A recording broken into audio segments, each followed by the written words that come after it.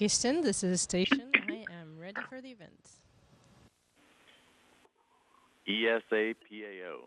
This is Mission Control Houston. Please call station for a voice check.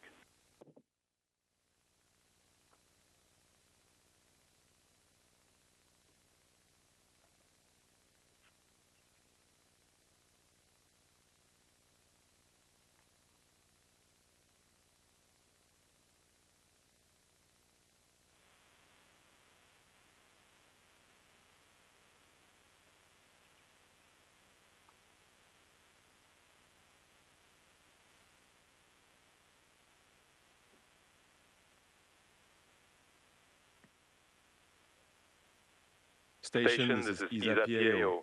How can you hear me? I hear you loud and clear. How are you, Jules? We hear you loud and clear. It's great to see you, Sophie. And I give the word immediately to Niamh Shaw from the Irish Time. Hello, Sophie. Waving from Ireland. Hi, everyone. So back in 2022, when ESA announced class, a lot of us saw a dream realised. So now, 3 years later, you're the first of that class, now completing a full 6-month mission, living on board the ISS. So, Sophie, what has surprised you the most about the reality of becoming an astronaut, personally and professionally? Thank you.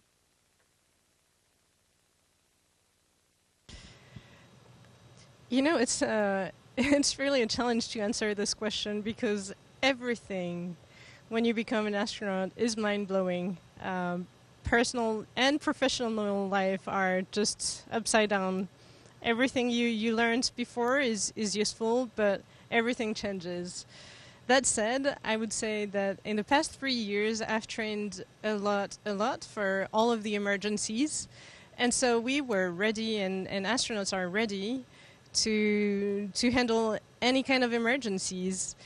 But when we arrive, literally, everything goes smoothly. And so in the end, daily life here is going very well. All the hardware is very reliable. We don't have emergencies every day, but we are very well trained for that. And this is a huge difference between training and the real life in here.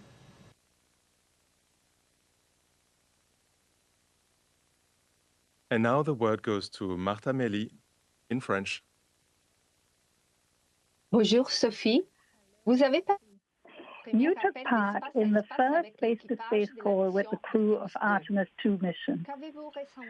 What did you feel then when you spoke to them? How did you follow the various stages of their journey around the moon and their return from the ISS?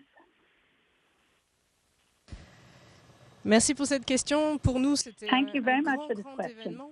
That was really a huge event to be able to speak to the Artemis II mission team, to imagine that they were actually lifting off, to feel the emotions that all of you probably shared as well when you saw the liftoff, and then actually talking to them. It was almost unreal. We were all covered in goosebumps, and I think we discussed it afterwards, and we all felt that it was absolutely amazing that we had two teams who were both in space talking to each other, one who journeyed around the moon. There was a lot of emotion. It was very cheerful and joyful for us. It was a big moment for all of us. And we go back to Christoph Seidler. Sophie, good to talk to you. Your hair always looks spectacular. And I have a very hands-on question. Is long hair in space practical? Is it annoying? Is it dangerous at times? Where do the hairs end up that fall out? And do you get to wash? Thank you. Thank you for your very day-to-day question. I love this question. Of course, I had a lot of the same question before coming here. But the answer is kind of easy and was